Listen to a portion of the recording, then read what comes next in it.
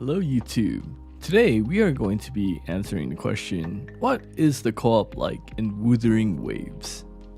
We are going to go over what you can and can't do with your friends. Let's start off with the basics. The co-op is limited to 3 players max in one area.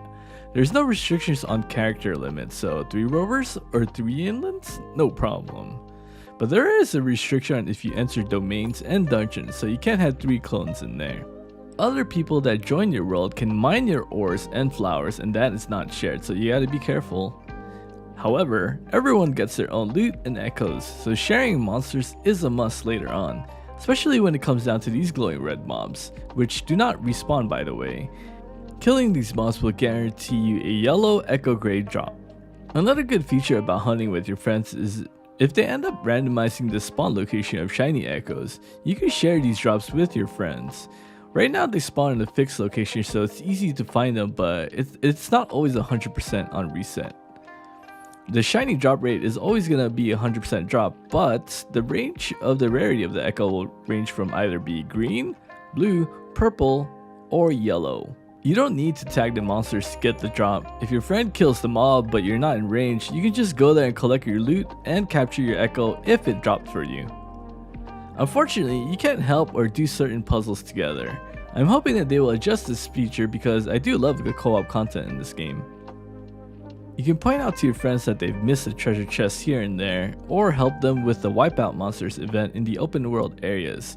There are certain events where if you touch a certain satellite, monsters will respawn over and over, and you guys can work together and clear that for the host's loot at the end.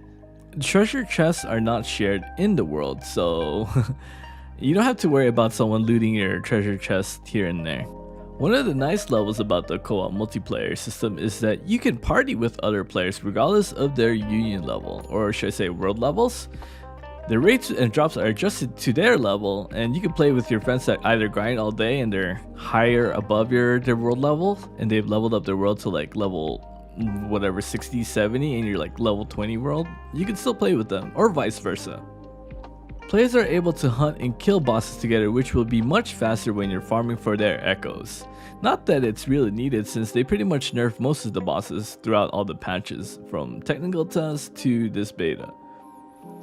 But if you die, there's certain bosses that you fight that will have a dome around them. You can't rejoin the battle again. However, I think it should be okay because with the current system, you just need your friend to kill the boss and you will still get the loot at the end, which is pretty cool. You can't co-op in the holograms or the tower like stages in the game, but the domains you can. In one of the trailers, it does show that the players are co-oping in one of the tower stages, or at least a stage looking similar to it, so perhaps they might add some more co-op features in the future, which is nice since co-oping is, I believe, part of the community building, right? I would love to play with more people in this game, especially helping people out with like the red glowing monsters or killing bosses for them.